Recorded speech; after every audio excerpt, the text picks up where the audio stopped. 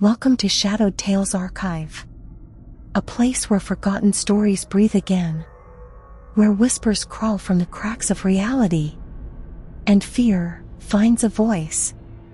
Turn off the lights, put on your headphones, and listen closely, because some tales were never meant to be told. Tonight's story is titled The Painted Silence. Let the shadows speak. Part 1. The Pool After Dark. Mira always swam on Tuesdays. It wasn't because of any routine or superstition. It was just the way her life fell into rhythm after the accident. An unspoken ritual, quiet and necessary. Tuesdays were when the community center's pool was almost deserted, and she could drift without eyes on her body, without voices telling her she was brave or strong or lucky. That night, the water was unusually warm, almost womb-like. Chlorine clung to her skin, mingling with the dull throb at the base of her neck that never quite went away. She floated on her back, the fluorescent lights overhead casting ripples of white and blue across the ceiling. Somewhere behind her, the timer buzzed. 30 minutes to closing. She didn't move. Only when the lifeguard's distorted voice crackled through the old PA system. Final call, please exit the pool area in 10 minutes. Did Mira drift toward the edge? She dragged herself up the ladder, the cold air biting at her skin. As she walked the tiled corridor to the women's changing area, the familiar hush of solitude returned. Echoes of her wet footsteps slapped against the tiles. There was someone else just at the edge of sight, a custodian maybe, walking away toward the main hall. He didn't look back, just turned a corner and vanished behind a mural of a painted jungle, half peeled and faded. Mira found her locker. Number 21. She'd always picked that one. 21 had been her twin sister's favorite number. It felt like keeping her close somehow, like a quiet pact. As she grabbed her bag and turned toward the changing stall, a flicker of movement stopped her. The large mirror next to the sink, always foggy around the edges, seemed to breathe. Mira blinked. Her own reflection stared back, tired, wet hair clinging to her cheeks. But behind her, for a second, she thought she saw. No. She stepped quickly into the family-sized cubicle and locked the door behind her. The stall light flickered overhead. Mira began to change, shaking water from her ears. She peeled off her swimsuit, reached for her towel, and slipped. The floor smacked against her skull. Everything went white, then black. She woke to a voice whispering her name. Only it wasn't quite her name. Mira? Mira, Mira. The sound was distant, like being underwater. Like something mechanical trying to mimic a human voice. She opened her eyes, groggy. The room was gone. She was somewhere else. A room from her childhood, a sunlit kitchen in late afternoon. The smell of orange peels and fresh bread hung in the air. She knew this place, knew it down to the chipped paint on the baseboard, the old cuckoo clock frozen at 3:12. But she hadn't stepped foot here in nearly 15 years. At the far end of the room, something was moving. A small girl sat on a wooden chair facing the wall. Long, stringy hair the color of burnt straw fell down her back. She wore a pale blue dress, the hem brushing her ankles. Mira's heart skipped. That dress, that was June? She asked. The girl didn't move. Then she giggled. The sound was off, glitchy. Like a laugh run through a voice filter and drained of all emotion. The girl turned around. It wasn't June. The thing wore her face, almost, but its eyes were glassy and dead. One had fallen into a hollow socket. The other glowed with a faint orange light, like the ember of a dying cigarette. Its smile split impossibly wide, and its skin was tight like plastic stretched over wire. Shoo. It said, "The painted man is listening." Then it pointed, not at Mira but past her. Mira turned. There was a hallway there. one that hadn't been in the kitchen before. A long black corridor that pulsed with some unnatural hum. At the far end, something stood. No eyes, just a mask, white and expressionless, painted with a blood-red smile that curved far too wide. Mira screamed. She bolted upright. The cold of the locker room floor seeped into her spine. She was back. Her head pounded. Her bag had spilled open, towel half-drenched beside her. The soap bottle. It must have rolled under her foot. She rubbed the back of her head, wincing. Then she noticed the lights. They were out. Only the emergency glow strips buzzed along the floor. How long had she been unconscious? Her watch was gone. Her phone too. A quiet panic rose in her chest. She stood and dressed quickly, every movement shaky. Jeans, hoodie, sneakers. She slung her bag over her shoulder and stepped out into the hallway. It was silent, too silent. The kind of silence that presses against your eardrums, like the world is holding its breath. Then she heard it. Not footsteps, not voices. A sound like paintbrushes scraping canvas. Long, deliberate strokes. Coming from the opposite end of the corridor. Part 2. The red corridor. The sound kept coming. A slow, rhythmic drag. Like someone painting a wall with a brush dipped too heavily in something thick. Not paint, Mira thought. Not anymore. She backed up a step, her sneakers squeaking faintly against the damp tiles. The corridor in front of her stretched out, darker than it had any right to be. At the far end, the emergency lights flickered in odd intervals, casting slivers of red like blood splashed on metal. Something was wrong with the walls. They looked wet, not from condensation. They gleamed as though coated in varnish, or worse. Mira took another cautious step forward, eyes wide, breath shallow. She was halfway to the fire exit when she heard it again. Drag, drag, sheshlik. Then a giggle. Not a child's giggle, not really. It sounded like one of those laugh boxes you'd find in dollar store clown dolls. Looped, broken, synthetic. Mira froze. Then a voice, soft and crawling. I see you, Mira, Mira. She turned and ran. Not a sprint. Not yet. She kept her feet light, moving fast but silent.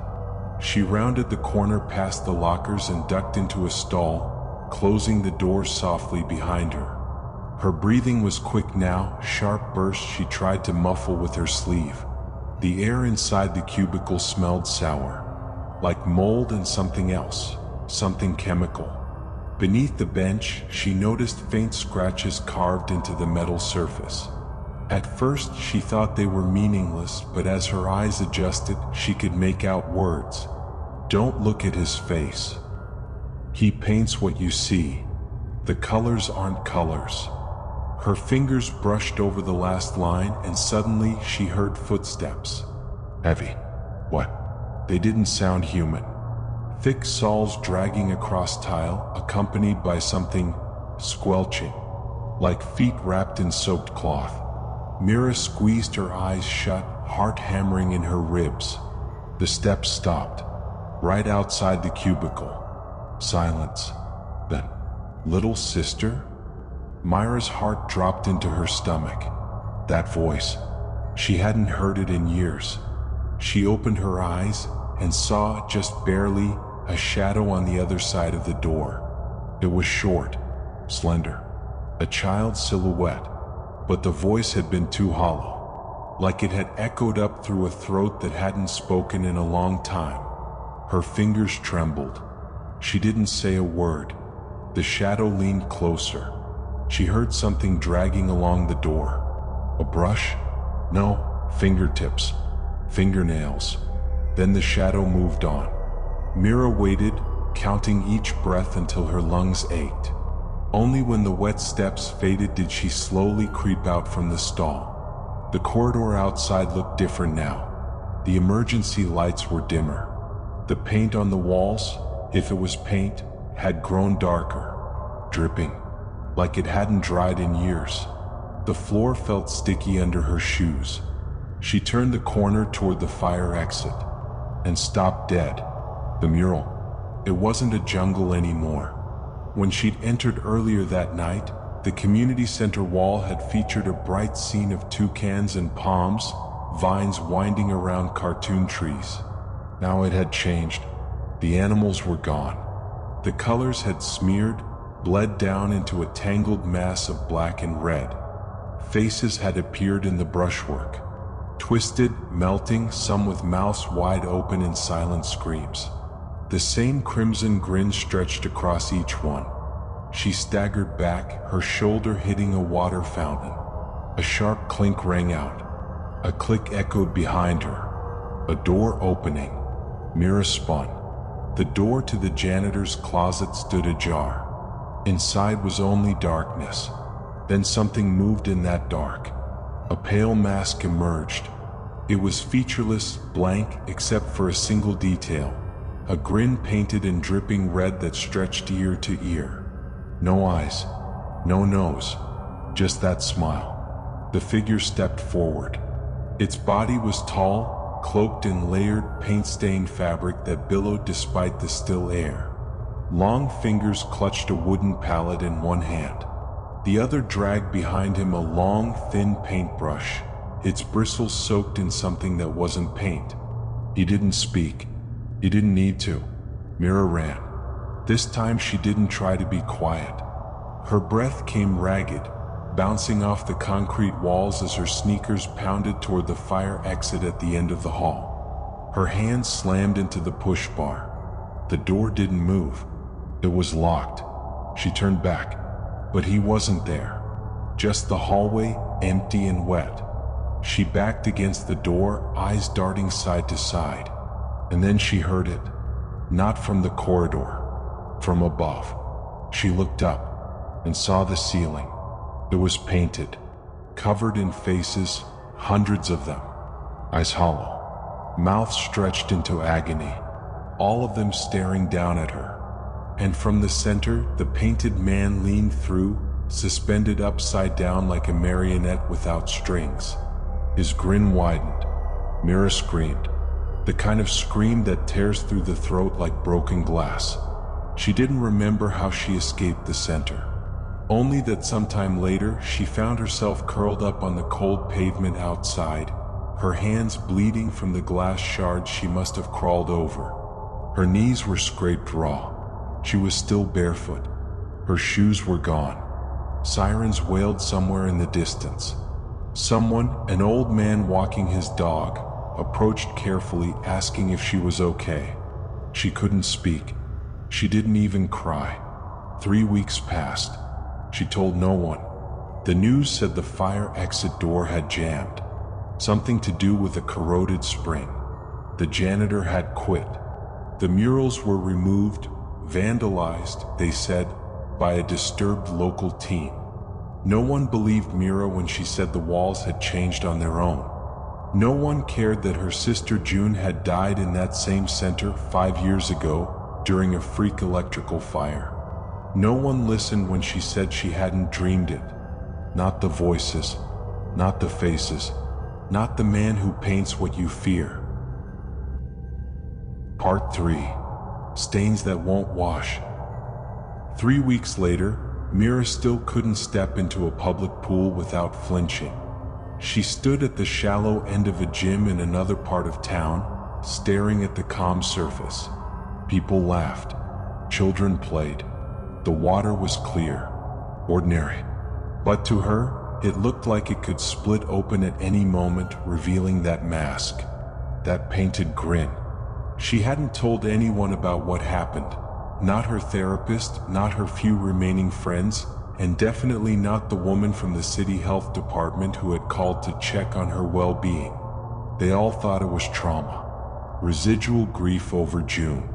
Hallucinations brought on by anxiety, medication, and unresolved guilt. But she knew better. That thing she'd seen, the painted man, it wasn't a delusion. And it wasn't done with her. That night, back at her apartment, Mira sat cross-legged on the floor, surrounded by paper she hadn't drawn in years, not since high school, not since the fire. But tonight her hands moved like they weren't hers. Charcoal scraped across the paper, harsh and angry, creating images she didn't recognize until they were finished. A door, a face, a long hallway painted in dripping red, and then the figure. That faceless form with its endless grin and stained robe. She stared at it for a long time, then flipped the sketch pad to a new page. This time her hand moved slower, deliberate. She drew June, but not how she remembered her. Not laughing, not carefree. This version stared out from the page with one wide eye, glowing orange, and one sunken socket. A childlike version of her, but twisted, hollow. Mira dropped the pencil. The next morning she found something on her apartment door. A white envelope, unmarked. Inside there was a single sheet of paper. On it an address, the August Gallery, 8 p.m.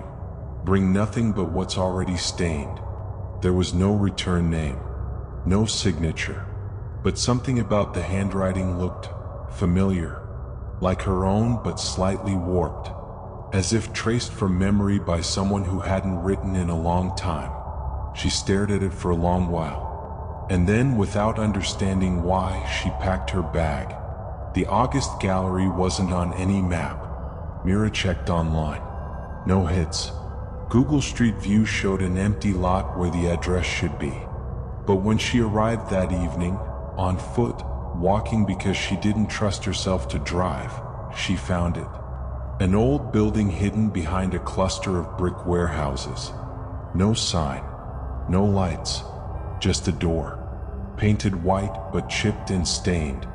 The kind of door no one would notice unless they were looking for it. She stepped inside. The interior was silent. The floor creaked beneath her sneakers. The space smelled like turpentine and old paper. Dust danced in the slats of yellow light coming from fixtures overhead. It was empty. No art, no reception desk, no people. Just a long, open hallway lined with dark wooden panels, leading toward what looked like an exhibit room at the far end. As she stepped forward, the lights above her flickered one by one. With each step, the hallway changed. A fresh painting appeared on the wall to her left. It hadn't been there a second ago. She stopped. It was a perfect recreation of the community center's locker room, down to the number on her locker. She turned to the right. Another painting.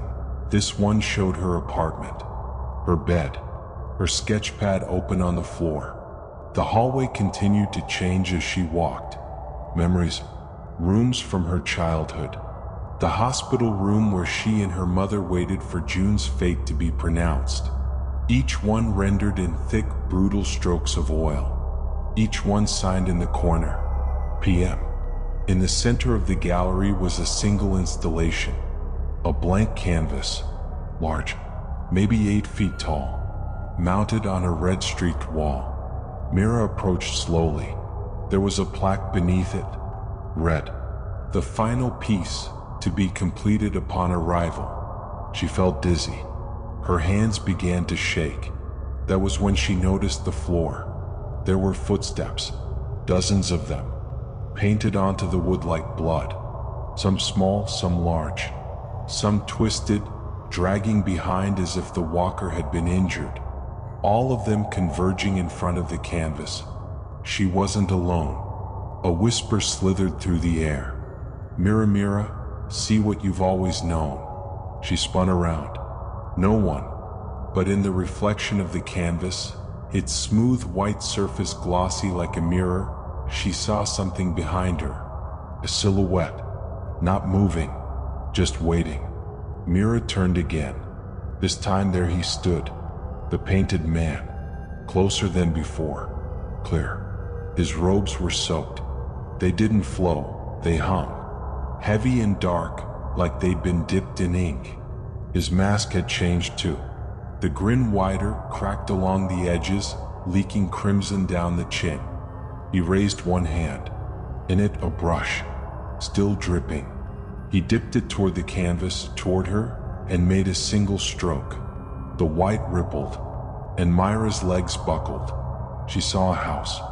She was back in her childhood room, but older. The walls pulsed. Her drawings peeled themselves from the pages and slithered across the ceiling. June stood at the foot of the bed, smiling with teeth too small and too many. "You gave him your colors," she whispered, "and now he paints you too." Mira tried to speak, but her mouth was sealed. Her tongue was charcoal. She screamed without sound. When she awoke, she was back outside the gallery. Morning. The door was gone. Just a brick wall in its place. Her hands were covered in paint, but there was no sketch pad in her bag, only a scrap of paper. One word: soon. Part 4. The curator's note. The paint wouldn't come off. Mira stood at her kitchen sink, scrubbing her palms until they turned raw. The color had faded from crimson to something rust-colored, but it clung to the creases of her skin like a bruise, like it had sunk under her flesh. She stared at the faucet, the water turning pink before swirling down the drain. No blood, but it felt like blood. That night she didn't sleep. Instead, she spread out every sketch pad she owned. Pages torn, smeared, warped by moisture and time. Some were from her teenage years, others from art therapy after June's death. She flipped through them one by one, and noticed something chilling. In almost every sketch, in corners or backgrounds she'd never paid attention to, a figure stood. Always blurred, always vague. A man. No face, just presence. He stood in the corner of the hospital room where June had died, in the reflection of a puddle outside her childhood home. Even in the edge of a charcoal drawing she'd done of a nightmare, one she no longer remembered. She stared at the pages for hours, heart pounding. Had she been drawing him all her life? The next morning her phone buzzed. An unknown number. Just a text. "You saw the gallery. Now meet the one who closed it." Below it, another address. This time she didn't hesitate. The address led her to a cluttered antique store buried behind two boarded-up dry cleaners. The bell above the door jingled when she stepped inside, though it didn't seem attached to anything. The air was thick with dust and incense. Old paintings, most of them faded or grotesque, lined the walls. A porcelain doll stared at her from a shelf. Its eyes had been painted over in solid black. "Careful," a voice rasped from behind the counter. "That one watches." Mira turned. The man behind the desk looked like he hadn't slept in a decade. Wispy white hair framed a gaunt, sunken face. His clothes were mismatched, a corduroy jacket over a tattered wool sweater, and his fingers were stained with yellowed varnish. "You're Mira?" he said. It wasn't a question. "I got your message." "I didn't send it." "He did." Mira froze. The man chuckled softly. "Not him. His echo. His memory." She took a step closer. "Who are you?" He nodded toward the dusty back wall. There, beneath a faded canvas of a man melting into trees, was a small plaque that read, "Curator. Witness. Fractured." "Call me what you like," he said, "but I'm one of the last who saw what he really was." Before the smile. They sat in the back of the store, surrounded by broken frames and rolled-up canvases. The curator poured something thick and herbal into chipped mugs. Mira didn't touch hers. He began slowly, voice gravelly, eyes half lost in memory. "There was a painter once. A real one. Names lost now. Went by different aliases over the years. Known for portraits so lifelike they made people weep. Said he could see his subjects' souls." Mira didn't speak. Then he started painting things that weren't real. At least not to others. Rooms no one had entered. Events that hadn't happened yet. faces of the dead. He stared at her now, and his next words were cold. One of those was your sister's. Her blood went cold. He went on. They said the fire that killed June was an accident, but I saw the gallery's files. I saw the original blueprints. There was no reason for the circuit to overload. Nothing flammable nearby. No ignition source. But in one of his unfinished paintings, weeks before it happened, he painted that room, with a girl screaming inside, lit in orange. Mira's voice came out in a whisper. How did he know? He didn't, the curator said. He made it happen. The silence between them pressed like fog.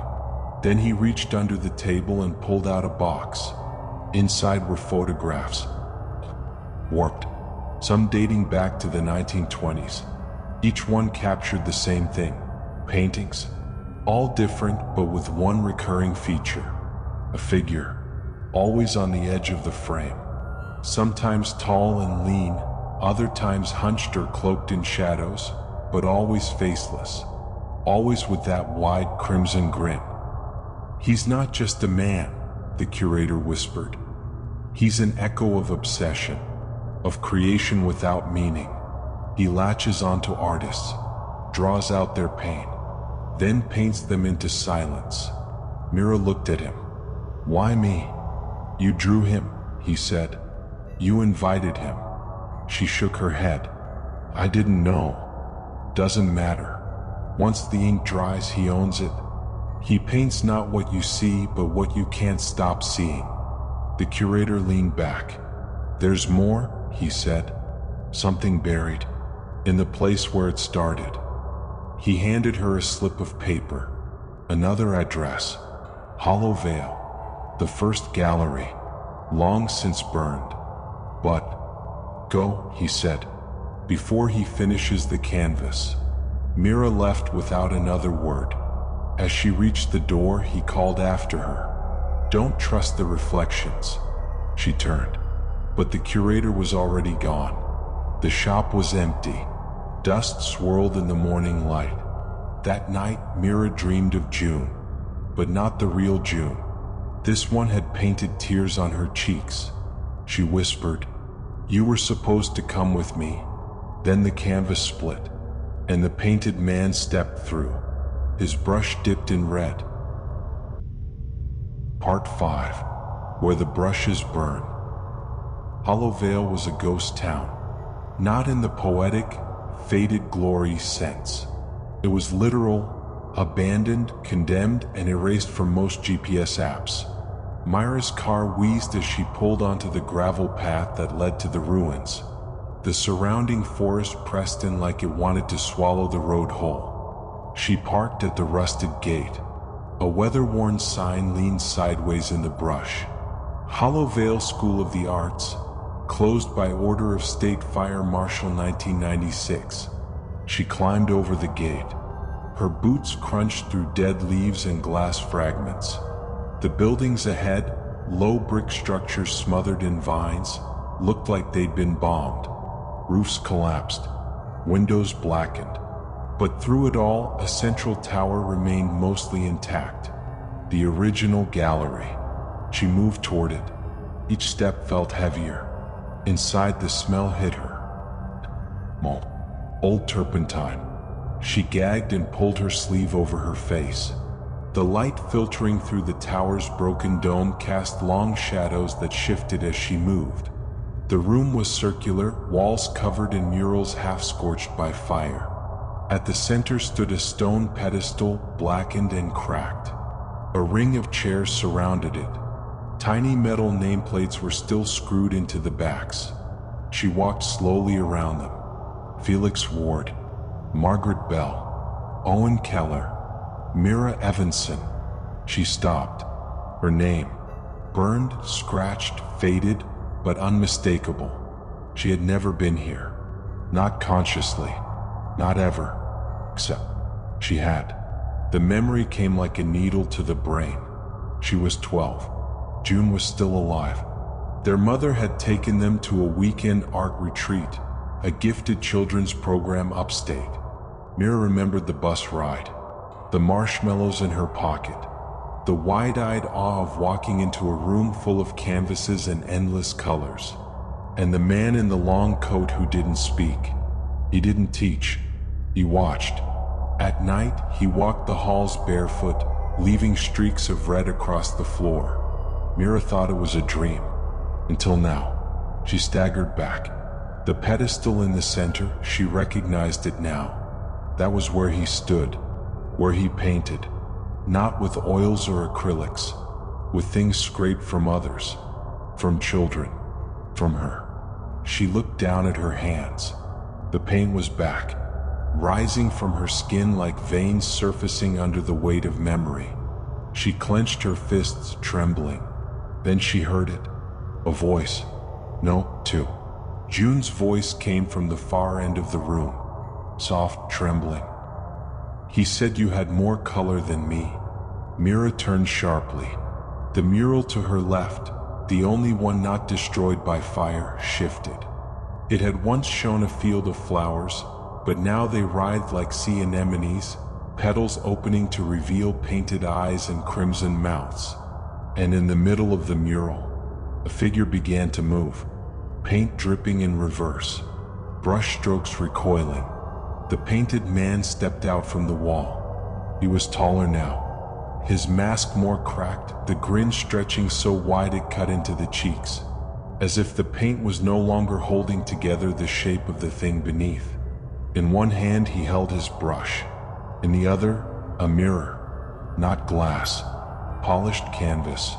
He held it toward Mira, and she saw herself, but younger, well, standing in this same room, crying, covered in paint, and behind her, him, the man, guiding her hand, teaching her how to draw June's face. The curator had been wrong. Mira hadn't just drawn the painted man. She had helped him. She had been his student. Even then, the painted man tilted his head, then spoke, not aloud but inside her skull. You gave me her name. Mira shook her head. No, I didn't mean to. You drew her. I saw her. I needed her. Tears slid down Myra's cheeks. Her voice cracked. Why me? The painted man stepped closer. Because you see the world broken, and I only paint what's already ruined. He raised the mirror. The reflection changed. Now it was June, lying in the hospital bed. But her eyes were open, smiling, and her skin was waxy, twisted, puppet-like. Painted. Mira fell to her knees. The world tilted. The gallery spun, and from the floor rose color. Paint like smoke coiling upward into scenes. The pool, the locker, the fake girl with one glowing eye, the hallway full of melting faces, the curator vanishing into air. All of it was his gallery. Every memory, every fear, every grief, he'd framed it, hung it, named it. She felt his brush on her shoulder. Cold. What? And then something inside her snapped. She grabbed the mirror, smashed it against the pedestal. The painted man reeled back, his form flickering like a corrupted film. From the cracks in the mirror, a scream echoed, not hers. The mural behind him began to collapse. Color drained, faces melted. He staggered forward, and then vanished. Mira woke outside the gallery, again, covered in ash and dust. The tower behind her collapsed completely this time. Nothing but rubble. But this time there was something in her hand. A sketch pad, burned along the edges. She opened it. Inside, the first page was blank, then the second, and the third, and then a painting of her, not as she was, but as she would be. Part 6. Canvas without edges. Mira didn't return home. She tried. Drove for hours on back roads, looping through towns with names she didn't recognize, past diners with no lights on and gas stations that had vines growing from their pumps. But every time she thought she was nearing her apartment complex, the street signs changed. Every route she took curved back toward nowhere. And when she looked in the rearview mirror, the roads weren't behind her anymore. Just walls. Painted walls. The sky looked like canvas stretched too tight. She stopped the car in the middle of a silent street. The tires hissed. Her hands trembled on the wheel. Her skin was starting to crack. The first time she noticed it, she was in a gas station bathroom, hours from anything familiar. The mirror was fogged with grime, but when she wiped it, she didn't see herself. She saw brushstrokes. Her face still hers, but blurred. Flat. Painted. She touched her cheek. Felt flesh. But when she looked at her palm, her fingers were streaked with oil paint. Faint lines of red, orange, and brown. She scrubbed with water until her skin stung. But the colors remained. Outside, the world had changed. Not overtly. There were still people, kind-looking strangers, a woman walking her dog, a teenager on a skateboard. But they all looked slightly wrong. Their eyes blinked out of sync. Their shadows were slightly ahead of them, and their movements lagged, like they were part of a loop someone had painted into the scene. Mira sat on a park bench for over an hour watching a man feed birds. Every few minutes he repeated the same motion. Crumbled bread, tossed it, smiled. But the birds never moved. That night she checked into a motel. The girl at the front desk didn't ask for ID, didn't even ask for a name. Just slid her a room key and whispered, "You're in the blue wing. They all go there eventually." Mira didn't ask what that meant. Her room smelled like turpentine and lavender. The walls were covered in hand-painted wallpaper, flowers, fish, clouds. But if she stared long enough, the petals twitched. The clouds blinked. She closed her eyes and tried to sleep.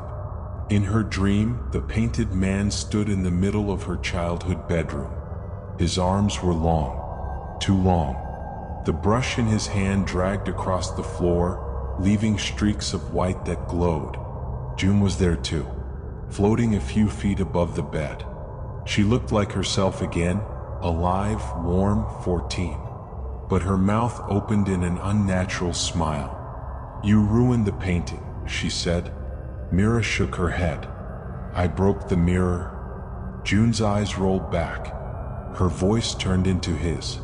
"You think breaking the frame ends the image?" The world cracked like glass, and Mira woke screaming.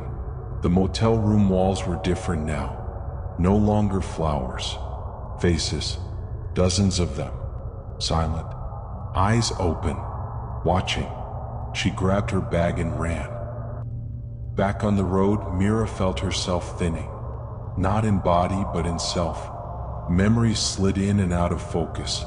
Sometimes she remembered her mother's voice, soft and steady. Sometimes her mother was faceless. Sometimes Mira was June. Sometimes she wasn't Mira at all. She checked her ID. The name was smeared. Her reflection in the driver's mirror showed a different haircut, a longer scar on her chin. She touched it. It hurt. She pulled into a rest stop around midnight. No one was there. No cars. Just a vending machine humming beside a building covered in murals. She stepped closer. Her hands trembled. One mural showed her as a child, holding a brush with blood on the bristles. Another showed June sitting on a hospital bed, whispering something to the painted man. But the third mural made her drop to her knees. It was her, older, painted onto a canvas that was still in progress. Her eyes were half-formed. Her hands were blurred. In the bottom corner was a signature, PM, and next to it, her own. Mira screamed until her throat gave out. Then a voice whispered from behind the vending machine, "You're almost ready." She didn't turn. She didn't need to. She ran until her lungs burned. At dawn, Mira found herself in front of a church. Not the one she grew up near, but it looked like it had been copied from her memories. The same chipped white steeple. The same overgrown lot. The same cracked window she and June had broken during a game of hide and seek. She stepped inside. Dust motes danced in golden light through high windows. And at the altar, an easel, blank canvas, and a man waiting. But not the painted man. This one was human. Old, maybe 70. White beard. Wrinkled hands clutching a palette. He didn't look up as she entered. "You found me," he said. Mira froze. "Who are you?" "The apprentice. Before you." He finally turned. His face was streaked with dried paint. His eyes were wrong. Too wide. Too knowing. "You broke the mirror," he said. "That's rare. Most just fall in." Mira stepped closer. "What is he?" The man chuckled. "He's what happens when art stops being expression and becomes obsession." He dipped his brush into red. "He's not a monster. He's a method.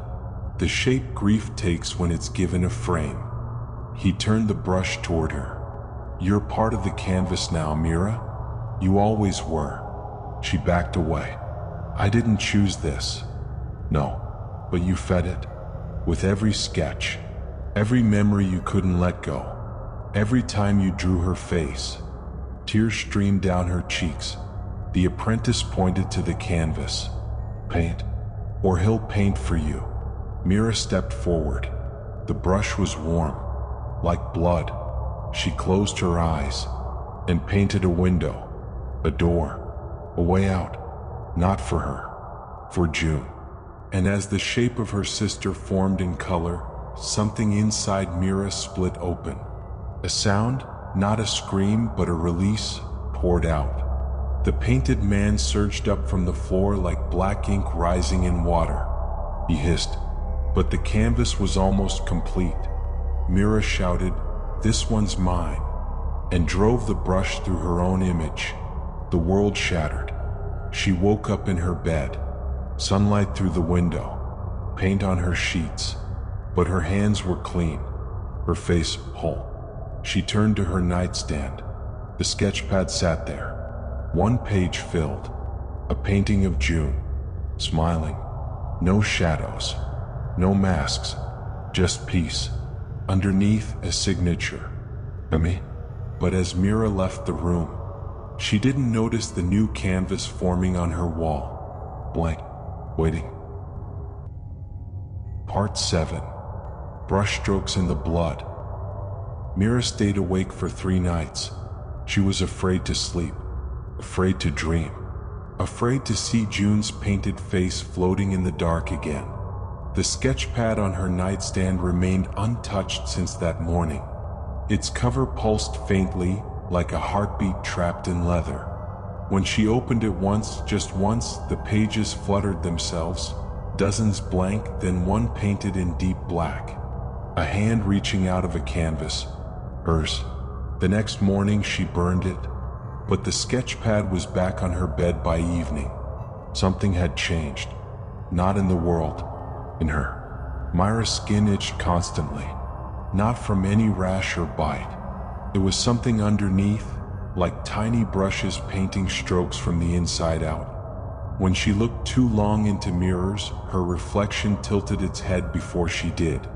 When she blinked, it didn't. She stopped looking at mirrors after that.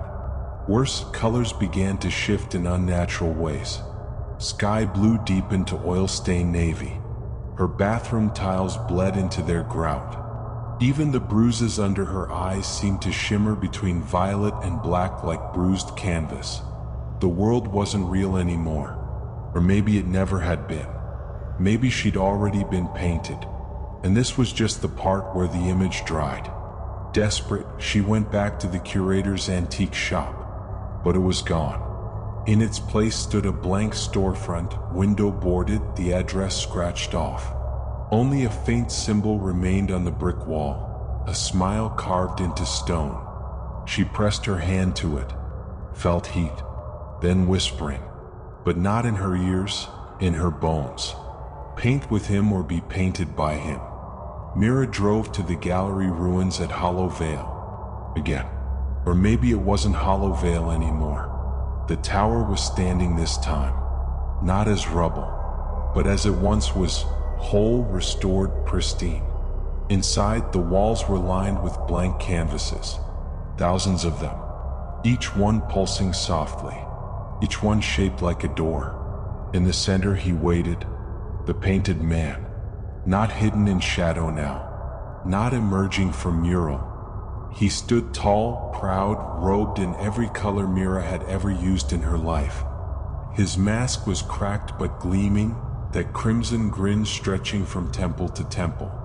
Behind him was her canvas, almost finished. Mira's image was nearly complete, body, clothes, hair. Only the eyes were missing, 2 blank circles, waiting. "You're stubborn," he said without sound. Mira stepped closer, fists clenched. "You ruin beautiful things," she said. "No, I complete them." He stepped aside, gesturing toward the canvas. A second brush hovered in the air beside it. She stared at it. "What happens if I finish it?" she asked. His smile never moved, but the answer arrived inside her head like a scream swallowed in syrup. "Then you'll rest." She turned from the canvas. "There has to be another way." "There isn't. You're almost dry, Mira." Her body felt heavy, her thoughts slower. Even her breath tasted like turpentine. But then she saw something hidden behind one of the easels. A painting smaller than the rest, older and different. June. But not like before. Not monstrous. Not smiling that hollow smile. Just her, alive. 14. Looking confused. Trapped. "You took her," Mira whispered. "She painted first," he replied. "I only followed the lines." "No." Mira picked up the smaller canvas. As she did, the painted man hissed. Paint bled from the corners of his mask. "She wasn't finished," he said. "You made her mine when you forgot her." Mira shook her head. "You only finish what people leave unfinished." She turned to the larger canvas, hers, then looked down at her chest, her hands, her skin, brushstrokes everywhere, barely visible, but there, already part of the frame. She dropped the smaller canvas and ran. The tower twisted behind her, stretching like wet ink. The hallway expanded, bent, became a tunnel of blank walls and silent mouths. Doors opened and each one showed a memory. Her mother's voice saying, "You need to let go." The therapist scribbling notes behind plastic glasses. The birthday cake with June's name spelled wrong. They weren't just memories. They were portraits, framed and mounted, and all of them bore the signature. PM. The exit appeared ahead. A door marked with a Paint Street Dex. She shoved through it and fell. Mira awoke on a floor she didn't recognize. Wooden planks, paint splattered in 1,000 shades, a high ceiling of glass, and canvases, endless canvases. Each one contained a version of herself. One screaming, one sleeping, one painting her own shadow. And in the corner, June again, this time weeping. "You made this place," the voice echoed. The painted man appeared behind her, but his body flickered, less solid now, fading. "You remember too much," he hissed. "You are tearing the gallery." Mira stood. The pieces clicked together. He was strong because she kept painting. Every memory, every drawing, every obsession with color, form, expression. He didn't steal her life. She offered it, stroke by stroke, grief by grief, because it was easier than forgetting. "You're not a god," she said. He tilted his head. "You're not even a monster." She stepped toward her screaming self-portrait. "You're a process." Then toward the weeping June. A cycle.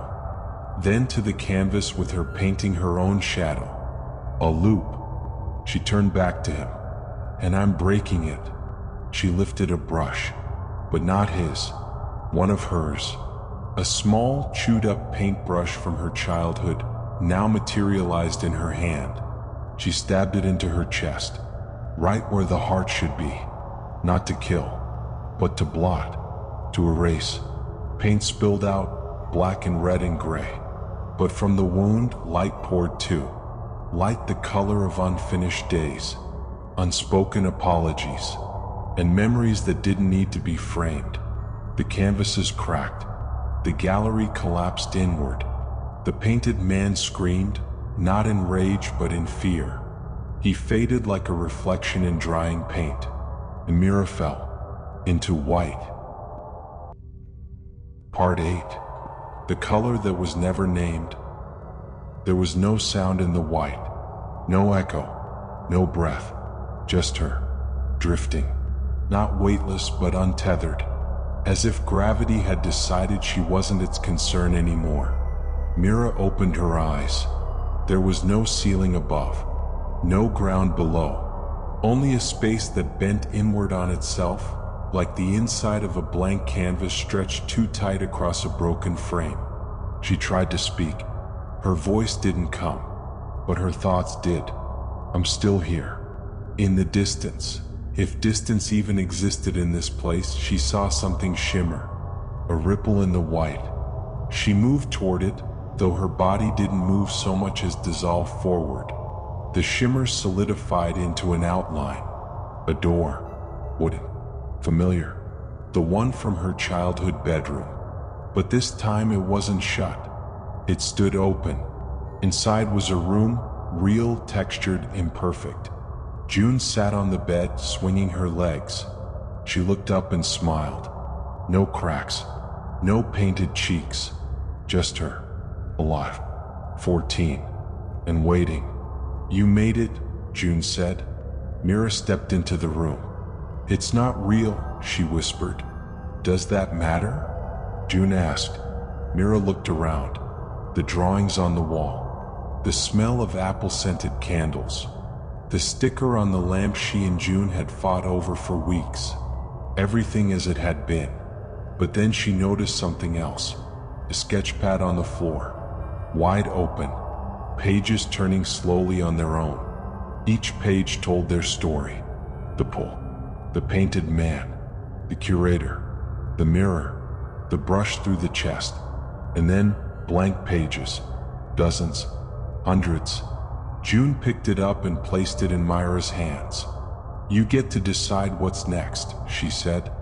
I don't know how to draw anymore, Mira whispered. June leaned in. You never forgot. Mira stared at the blank page. For the first time in years, it didn't terrify her. It invited her, not to escape but to create, not to trap but to express. She sat on the floor and drew.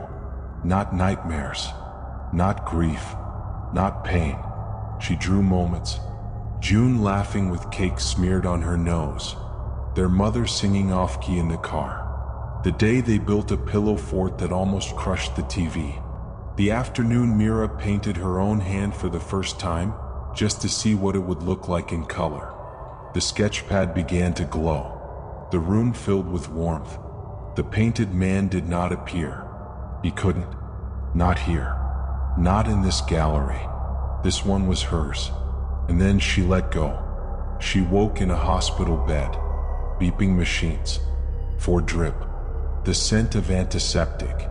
Her body hurt. Her lungs ached. She was back. Alive.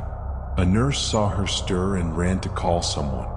When the doctor arrived, he explained. She'd been found unconscious near the burned ruins of Hollow Vale. No ID, no phone, but a sketch pad clutched tight in both hands. The inside was filled with scenes no one could explain, memories no one had lived. A few pages were even blank.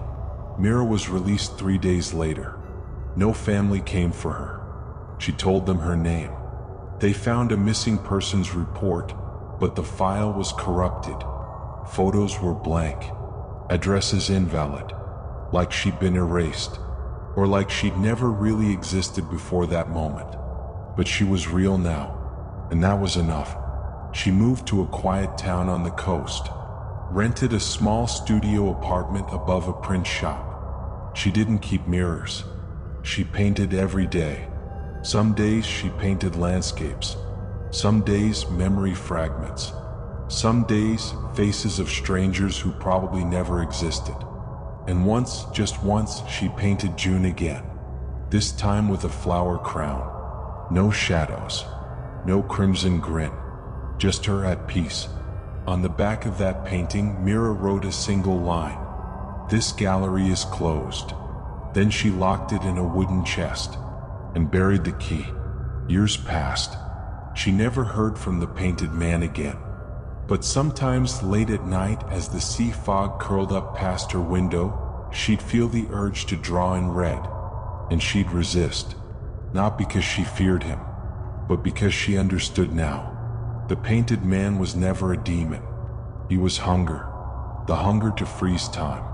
To make pain beautiful so it didn't have to be faced. To turn sorrow into stillness and call it truth. Mira kept painting, but never to remember. Only to live. Each stroke imperfect. Each canvas unfinished. And that finally was the point. Far away in a place without name, a gallery crumbled. Dust choked the air, and 1,000 canvases curled inward, their paint cracking. At the center, a figure stood alone, his mask broken, his brush dry. He reached for a canvas and found it blank. No signature, no color, only a note written in Mira's handwriting.